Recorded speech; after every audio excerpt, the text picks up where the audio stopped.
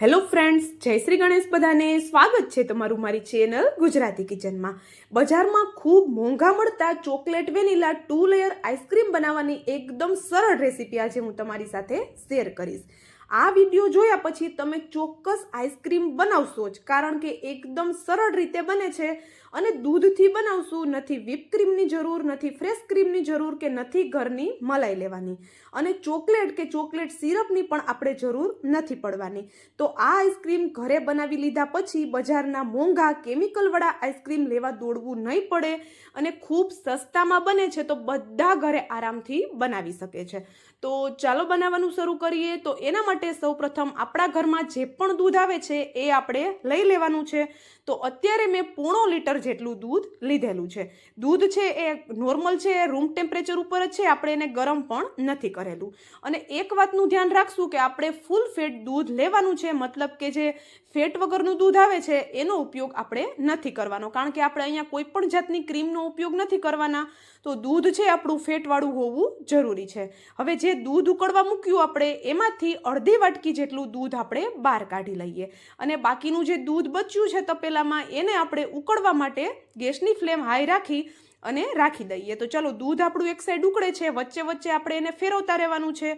અને અહીંયા મેં જે વાટકીમાં દૂધ લીધું હતું એમાં હું 1.5 ચમચી જેટલો કસ્ટર્ડ પાવડર એડ કરું છું. કસ્ટર્ડ પાવડર છે કરિયાણાવાળાને ત્યાં આરામથી મળી રહે છે અને ખૂબ સસ્તામાં પણ મળી જાય છે. તો બધા આરામથી આઈસ્ક્રીમ બનાવી શકે છે. હવે આ કસ્ટર્ડ પાવડર છે એને આપણે સરસ એવો દૂધ સાથે મિક્સ કરી લેવાનો છે. તો અહીંયા જોઈ શકો છો, કસ્ટર્ડ પાવડરમાં કોઈ પણ ગાંઠા ન રહે એ રીતનો આપણે એને મિક્સ કરી અને રેડી કરી લીધેલો છે. તો અહીંયા જોઈ શકો છો, ત્યાં સુધીમાં આપણું દૂધ છે એ પણ હવે ગરમ થવા આવ્યું છે. તો આપણે એમાં અડધો કપ જેટલી ખાંડ એડ કરી દઈએ. અડધો કપ અત્યારે મેં ખાંડ એડ કરી છે. થોડું વધારે તમારે ગળ્યું જોઈતું હોય તો થોડી વધારે ખાંડ તમે લઈ શકો છો, અથવા તો ખાંડનું પ્રમાણ તમે તમારા ઘરમાં કેવું ગળ્યું ખવાય છે એ પ્રમાણે તમે લઈ શકો છો. હવે ખાંડ છે એને દૂધ સાથે સરસ એવી મિક્સ કરવાની છે, અને દૂધ પણ સરસ એવું હવે ગરમ થઈ ગયું છે. તો આપણે જે કસ્ટર્ડ પાવડરવાળું દૂધ બનાવ્યું છે તેને આપણે એક વખત સરસ એવું મિક્સ કરી લઈએ અને પછી દૂધમાં એડ કરી દઈએ. હવે આ દૂધ છે એને સરસ એવું આપણે ઉકળવા દેવાનું છે. અને જો કસ્ટર્ડ પાવડર ન હોય અવેલેબલ તો એની જગ્યાએ તમે કોર્નફ્લાવર પણ લઈ શકો છો, કારણ કે કોઈ ટેસ્ટ તો આમાં આપણે આવવાનો જ નથી, કારણ કે આપણે એને પ્રોપર કૂક કરવાનું છે, જેથી કરીને કોઈ પણ જાતનો આપણે કાચો ટેસ્ટ નથી આવવાનો. ઘણી વખત ઘણા લોકો આમાં ઘઉંના લોટનો ઉપયોગ કે પછી મેંદાનો ઉપયોગ પણ કરતા હોય છે, પણ અત્યારે આપણે કસ્ટર્ડ પાવડર લીધેલો છે અને આ પાવડરવાળું દૂધ છે એને આપણે સરસ એવું ઉકાળવાનું છે, કારણ કે એમાં દૂધમાં રહેલું પાણી છે એ આપણે પ્રોપર બળી જાય એટલું દૂધને ઉકાળશું, અને ત્યાં સુધીમાં દૂધ પણ સરસ એવું ઘટ થવા લાગશે. આમ તો પ્રોપર પાણી બળે એટલું નથી ઉકાળવાનું, દૂધ ઘટ થાય ને એટલું આપણે એને ઉકાળવાનું છે. તો અહીંયા તમે જોઈ શકો છો, થોડી વાર થઈને ત્યાં સરસ એવું દૂધ ઉકળી અને આવું ઘટ થઈ ગયું છે કે ચમચા ઉપર એનું સરસ એવું કોટિંગ આવવા લાગ્યું છે. તો હવે આપણે ગેસની ફ્લેમ બંધ કરી આ દૂધને ઠંડુ કરી લઈએ. ઠંડુ થયા પછી પણ આ હલકું એવું હજી ઘટ થશે. તો અહીંયા જોઈ શકો છો, આવી રીતે મેં પાણી ભરેલા તપેલામાં દૂધને રાખી દીધું હતું ઠંડુ થવા માટે.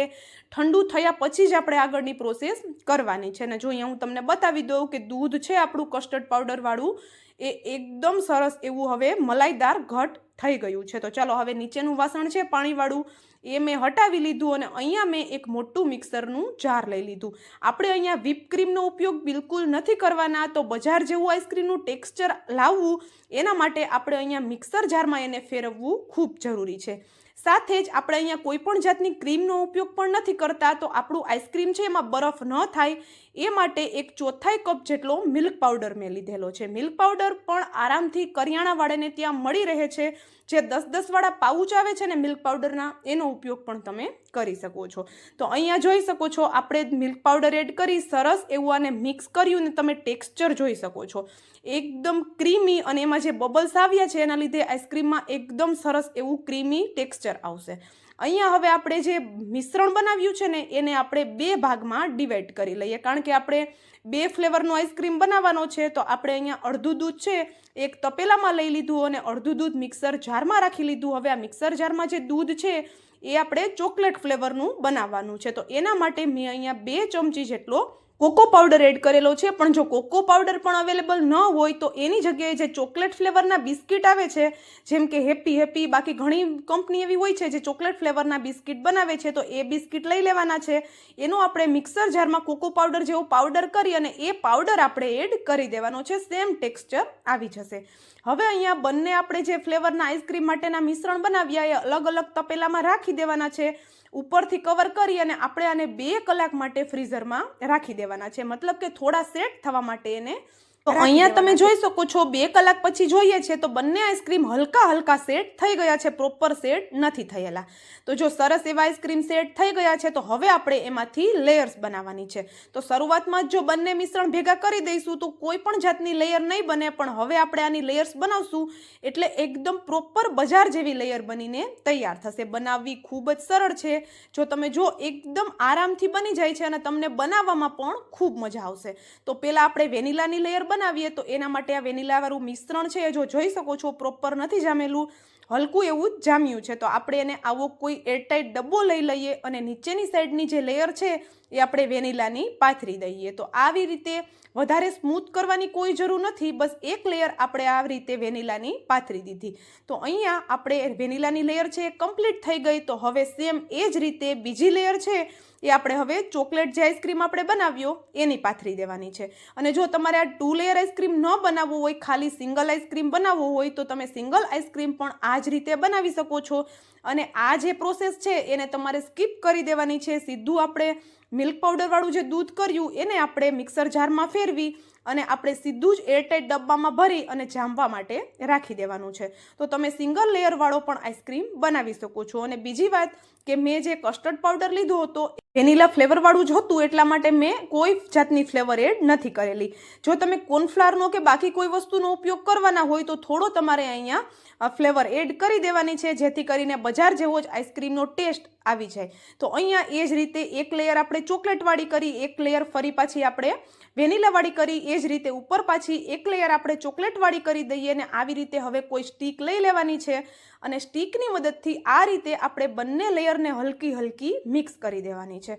ખૂબ આસાન છે, એકદમ સરળતાથી બની જાય છે. અને બન્યા પછી એનો લુક જે આવે છે ને, બજાર જેવો લુક આવે છે, બાળકો તો ખુશ થઈ જવાના છે, કારણ કે એકદમ બજાર જેવી જ આઈસ્ક્રીમ બનીને તૈયાર થાય છે, એ પણ ખૂબ ઓછી મહેનતે, વધારે કોઈ તામઝામ કર્યા વગર.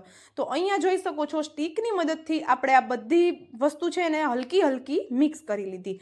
હવે અહીંયા હું તમને સાઈડમાંથી બતાવી દઉં. તો જોઈ શકો છો એકદમ સરસ એવી બંને લેયર મિક્સ થઈ ગઈ હોય એવું દેખાય છે. તો હવે આપણે આને આવી રીતે નીચે રાખી દઈએ. ઉપરથી થોડી ચોકલેટ પણ મેં સ્પ્રિંકલ કરી દીધી અને આવી રીતે હવે કોઈ પોલિથીન લઈ ઉપરથી આપણે આઈસ્ક્રીમને ટચ થાય એ રીતે આપણે એને પાથરી દેવાની છે, જેથી કરીને કોઈ પણ બરફ એમાં ન જામે.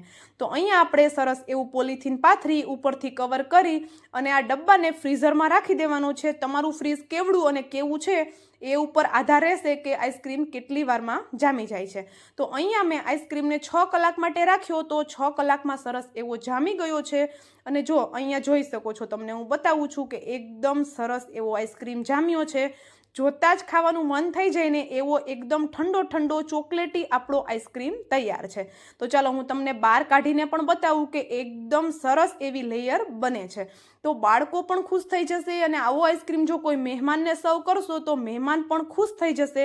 બજારના મોંઘા આઈસ્ક્રીમ લેવા દોડવું પણ નહીં પડે. તો ઘરે આટલી સરળતાથી આપણે બનાવી શકીએ છીએ, તો બજારેથી શું કામે લાવવા. તો ચાલો આપણો અહીંયા 2 લેયર વાળો આઈસ્ક્રીમ રેડી છે. ચોક્કસથી રેસીપી ટ્રાય કરજો.